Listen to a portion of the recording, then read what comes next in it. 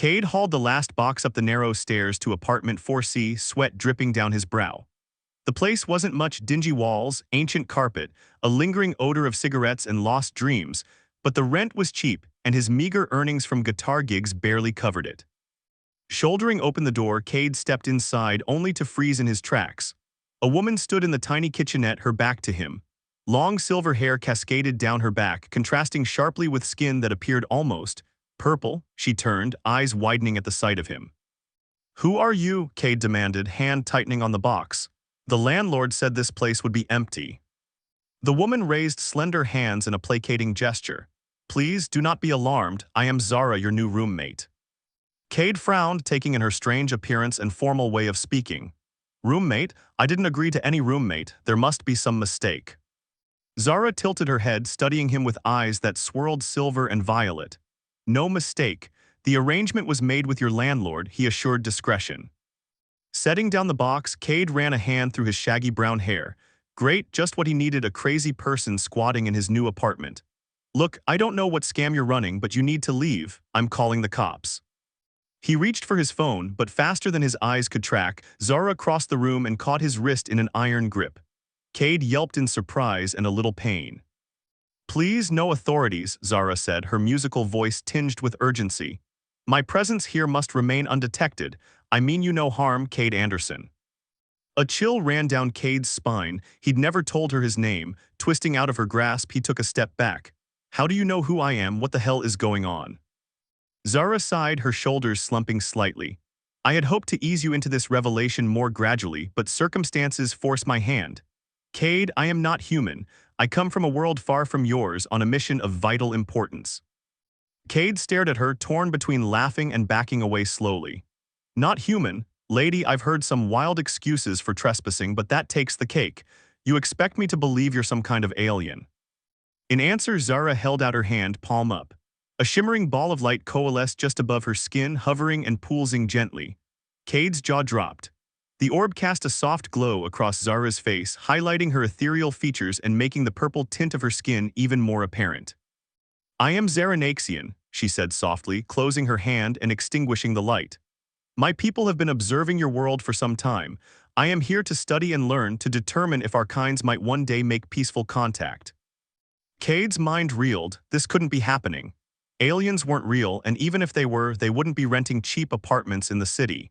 And yet, the evidence of his eyes was hard to deny. Sinking down onto the ratty couch, Cade tried to process this impossible revelation. "Why me?" he asked finally, looking up at Zara. "Why pick me to share your secret alien hideout?" Zara sat beside him, careful to maintain a respectful distance.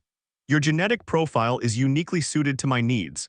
Our scientists have determined that you possess a rare immunity to certain elements of our biology, elements that may become relevant as my mission progresses." Cade's eyebrows shot up. "Relevant how? What aren't you telling me?" A faint flush colored Zara's cheeks, making her purple skin deepen to indigo. "Those details can wait. For now, know that your role is essential and that I will compensate you fairly for any inconvenience my presence causes." "Compensate me?" Cade shook his head in disbelief. "I don't want your space money. I want my apartment, my privacy. I want a normal life, not to be drafted into some ET roommate situation." Zara stood, radiating an air of regal grace despite the shabby surroundings. "I understand your reservations, Cade Anderson, but I'm afraid backing out is not an option. My mission is too important for both our worlds. I will strive to minimize disruption to your routines, but you must accept the necessity of our cohabitation. The future depends on it." With those ominous words, she glided out of the living room, leaving Cade to gape after her in stunned silence. Apparently, moving day had come with a lot more baggage than he'd anticipated. Alien baggage. Resting his head in his hands, Cade let out a long, shaky breath. "What have I got myself into?" he muttered. Little did he know, his sudden alien problem was about to get a whole lot more complicated. Over the next few weeks, Cade slowly adjusted to life with his alien roommate. Zara kept mostly to herself, spending long hours locked away in her room doing God knows what. Cade tried not to dwell on it, focusing instead on his music and the handful of gigs he'd managed to book at local bars. But as the days ticked by, he couldn't help noticing changes in Zara's behavior. She became restless, packing the apartment at odd hours, her normally cool demeanor fraying at the edges. Cade would sometimes catch her staring at him with an intensity that made his skin prickle. One evening, after a particularly grueling set at a dive bar across town, Cade returned home to find Zara waiting for him in the dimly lit living room. Her silver hair was tousled, and her skin seemed to pulse with an inner luminescence. "Cade," she said, her voice low and urgent, "we need to talk." Setting down his guitar case, Cade eyed her warily. "What's going on, Zara? You've been acting weird all week." She took a step closer, and Cade caught a whiff of her scent, an intoxicating mix of exotic spices and something he couldn't quite name. It made his head swim. "I haven't been entirely forthcoming about the nature of my mission," Zara said, her eyes downcast. "The truth is, I am entering a critical phase in my species' reproductive cycle, a phase that requires compatibility with a genetically suitable mate." Cade's eyes widened as he processed her words. "Hold up, are you saying what I think you're saying?" Zara nodded, a flush of deep indigo coloring her cheeks. "My body has begun the process of sexual maturation. Without the necessary biological exchange, my health will deteriorate rapidly. I will not survive the cycle." Cade ran a hand over his face, trying to wrap his mind around this new revelation. "And let me guess, I'm the lucky winner in the genetic lottery." "You are the only compatible mate within range," Zara confirmed. "Believe me, I did not anticipate this complication when I selected you as my human liaison." "Complication?" Cade let out a sharp laugh. "That's putting it mildly. You're asking me to engage in intimate relations with an extraterrestrial, yes." Zara finished for him. "I understand your reluctance, Cade, but the consequences of refusal are dire, not just for me but for the future of human-Xeranaxian relations." Cade sank down onto the couch, his head spinning. This was too much. Bad enough to have an alien secretly living in his apartment, now she was asking him to be her mate. "I need to think about this," he said finally, avoiding Zara's gaze. "You're dropping a lot on me here." Zara knelt beside him, her hand coming to rest lightly on his knee. Even that gentle touch sent a jolt of electricity through Cade's body. "I don't have much time," she said softly. "The cycle is accelerating. If we do not act soon, the effects on my physiology will be catastrophic. I know I'm asking a great deal of you, Cade, but I believe the fate of both our worlds may hang in the balance." With those heavy words, she rose and retreated to her room, leaving Cade alone with his racing thoughts. He'd always known getting involved with an alien would be complicated, but this was next-level insanity. And yet some small, traitorous part of him couldn't help but be intrigued by the prospect. Zara was undeniably beautiful, in an otherworldly way, and the pheromones she was giving off were doing strange things to his libido. Groaning, Cade buried his face in his hands.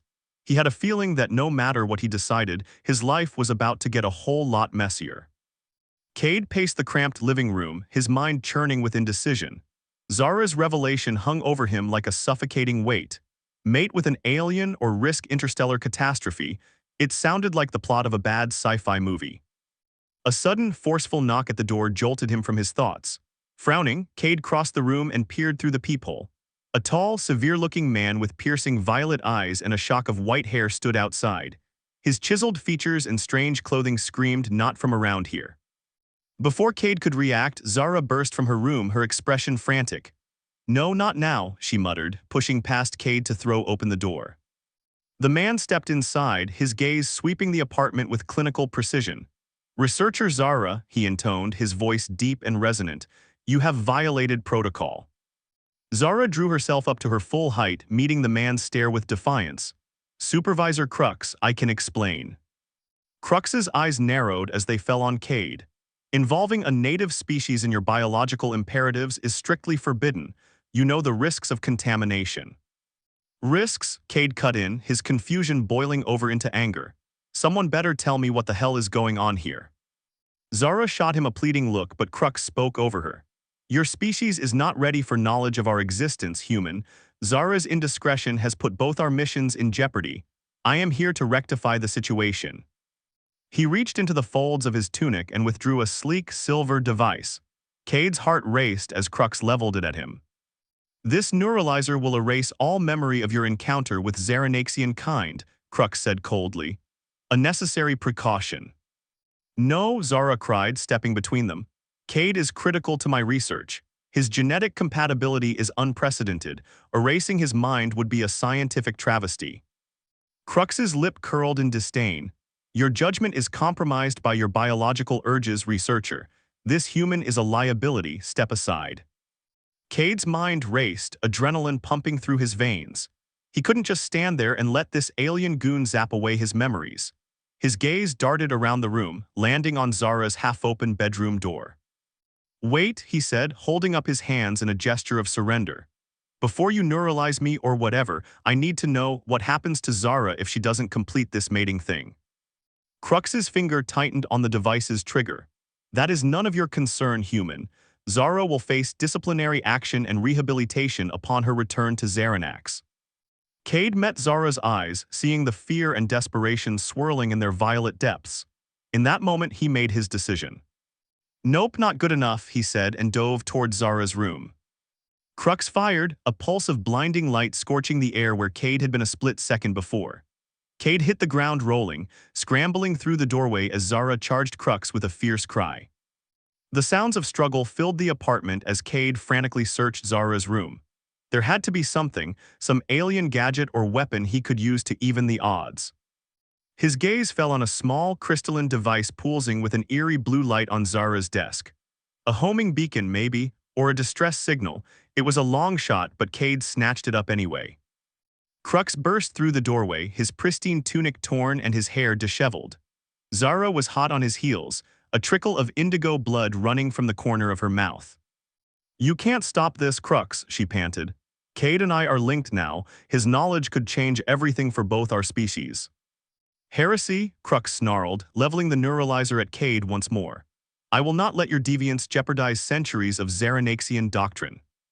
Cade's fingers closed around the crystal, a surge of tingling energy racing up his arm. Yeah, he said, his heart pounding. Well, I've got news for you, pal. This human is officially done being a pawn in your little alien chess game.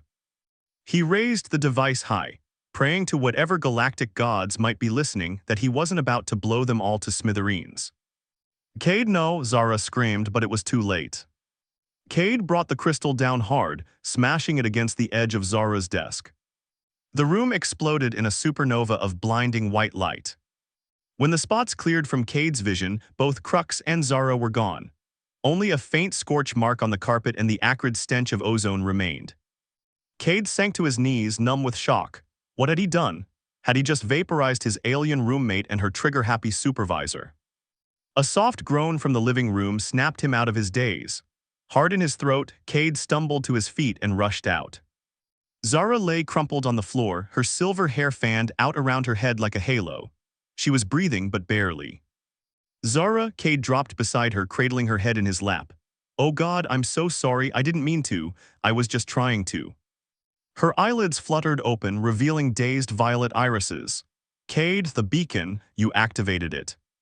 Is that what that thing was? Cade asked, relief and guilt warring in his chest. I thought it might call for help or something.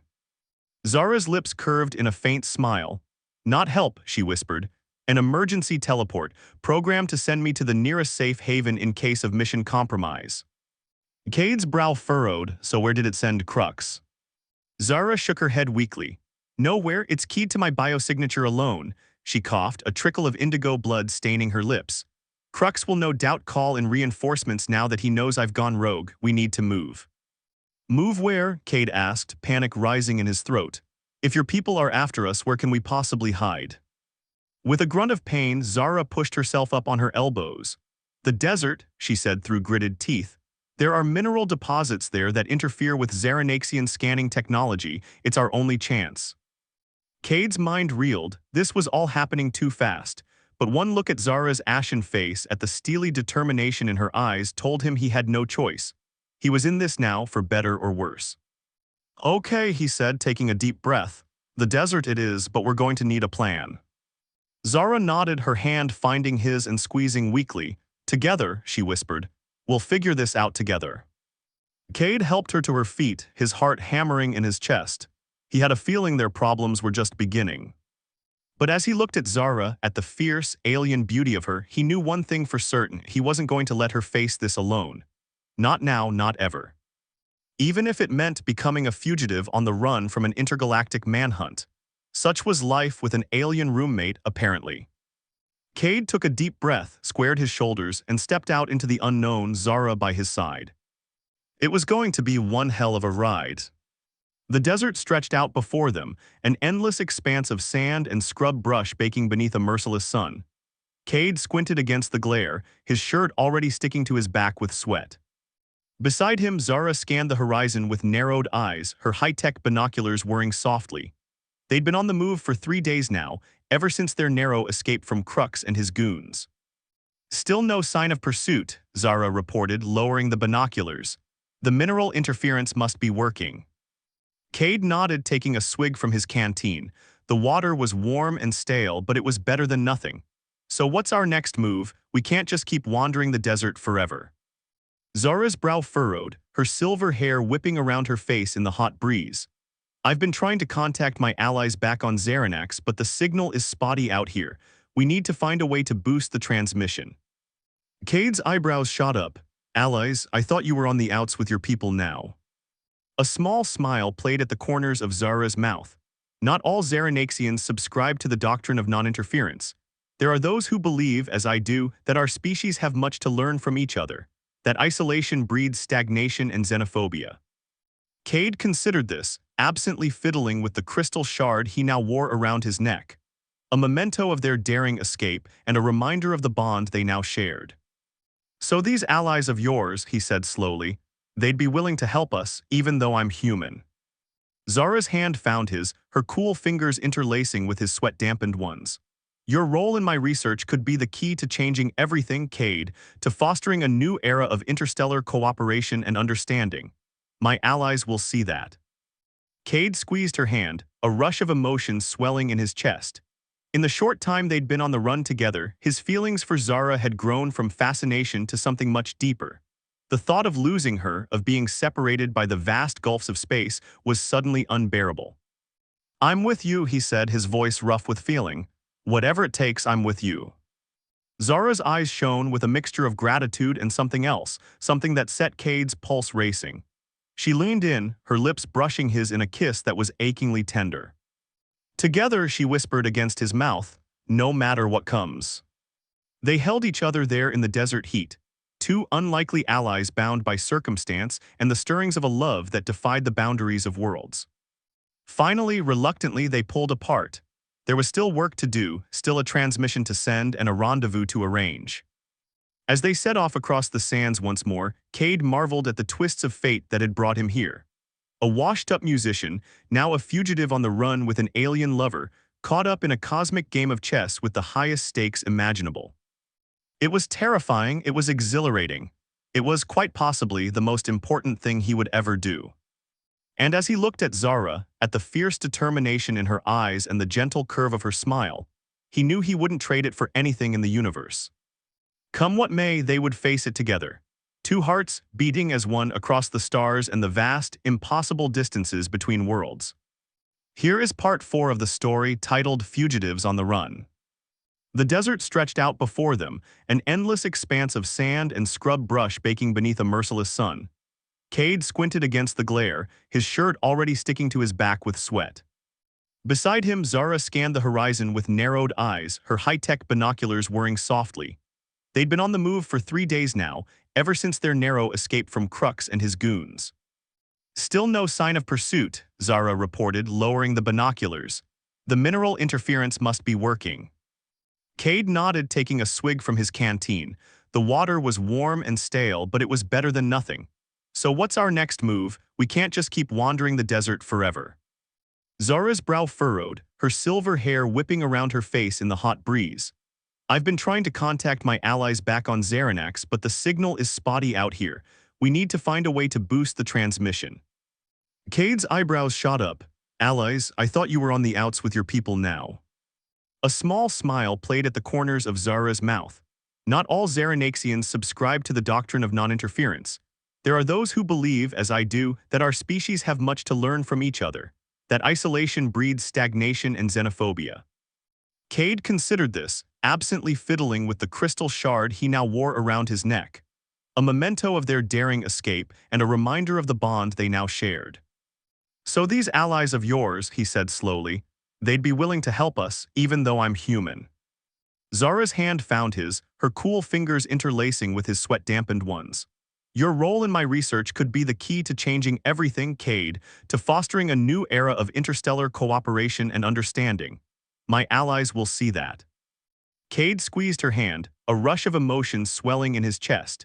In the short time they'd been on the run together, his feelings for Zara had grown from fascination to something much deeper. The thought of losing her, of being separated by the vast gulfs of space, was suddenly unbearable. "I'm with you," he said, his voice rough with feeling. "Whatever it takes, I'm with you." Zara's eyes shone with a mixture of gratitude and something else, something that set Cade's pulse racing. She leaned in, her lips brushing his in a kiss that was achingly tender. "Together," she whispered against his mouth, "no matter what comes." They held each other there in the desert heat, two unlikely allies bound by circumstance and the stirrings of a love that defied the boundaries of worlds. Finally, reluctantly, they pulled apart. There was still work to do, still a transmission to send and a rendezvous to arrange. As they set off across the sands once more, Cade marveled at the twists of fate that had brought him here. A washed-up musician, now a fugitive on the run with an alien lover, caught up in a cosmic game of chess with the highest stakes imaginable. It was terrifying, it was exhilarating. It was, quite possibly, the most important thing he would ever do. And as he looked at Zara, at the fierce determination in her eyes and the gentle curve of her smile, he knew he wouldn't trade it for anything in the universe. Come what may, they would face it together. Two hearts beating as one across the stars and the vast, impossible distances between worlds. It was a love story for the ages, and it was only just beginning. Here is the final part 5 of the story, titled An Impossible Choice. The rebel Xeranaxian scientists arrived at dawn, their sleek silver ship gliding to a halt in a billowing cloud of desert sand. Cade and Zara watched them disembark, hands clasped tightly together. "Are you sure about this?" Cade murmured, searching Zara's face for any sign of doubt. "Trusting them with your research, with everything we've been through." Zara met his gaze steadily, her violet eyes clear and determined. "They're our best hope, Cade. The only way to ensure that what we've discovered isn't lost, or worse, used to justify further isolationism and xenophobia." Cade nodded, swallowing hard. He knew she was right, but it didn't make the prospect of what lay ahead any easier. The lead scientist, a tall, elegant Xeranaxian with iridescent blue skin, approached them with outstretched hands. "Researcher Zara," she said warmly, "it is an honor. Your work, your courage in pursuing this unorthodox partnership has inspired us all." Zara inclined her head, a faint flush coloring her cheeks. "Thank you, Nakara, but the credit belongs to both of us. Cade has been instrumental in every step of this journey." Nakara turned her piercing gaze on Cade and he straightened instinctively. "The bond you share is remarkable," the scientist said softly, "a testament to the potential for connection between our kinds." Her expression turned somber. "But you understand the risks, don't you? The sacrifices that may be required." Cade's heart clenched, but he nodded. "I do. Zara's safety and the safety of your mission has to come first, no matter the cost." Nakara studied him for a long moment, then turned to Zara. "You have chosen your partner well, researcher. His devotion is clear." She took a deep breath, clasping her hands together. "But I'm afraid the situation is more complicated than we anticipated." Zara stiffened, her grip on Cade's hand tightening. "What do you mean, has something happened?" Nakara's face was grave.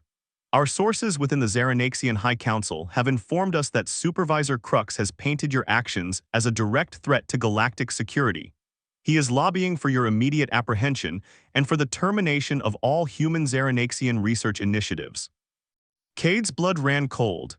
"Termination? You mean they want to shut it all down, pretend like none of this ever happened?" "Worse," Nakara said grimly. "They want to erase any trace of it, including human memory." Zara made a small, pained sound. "A full-scale neuralizer deployment on Earth. Crux can't possibly have the authority for that. He's arguing that you've contaminated the native population, that Cade's knowledge of our existence represents an unacceptable risk." Nakara's gaze was heavy with sorrow. "I'm so sorry, Zara, but if we're to have any hope of salvaging your work, of using it to advocate for a new approach, we have to act quickly. And that means—" "I have to leave," Zara whispered, her voice breaking. Leave Earth, leave Cade. Cade's vision blurred, his chest constricting as if crushed by an invisible vice. This couldn't be happening, not after everything they'd been through, everything they'd come to mean to each other. But even as his heart shattered, his mind rebelled against the idea of Zara sacrificing her life's work, her very purpose for him. Zara, he said hoarsely, turning to cup her face in his hands. Listen to me, what you've discovered here, what we've shared, it's bigger than us, bigger than anything, you have to see it through no matter what. Tears spilled down Zara's cheeks, glittering in the early morning light. I can't just leave you, not like this, not when we've only just found each other.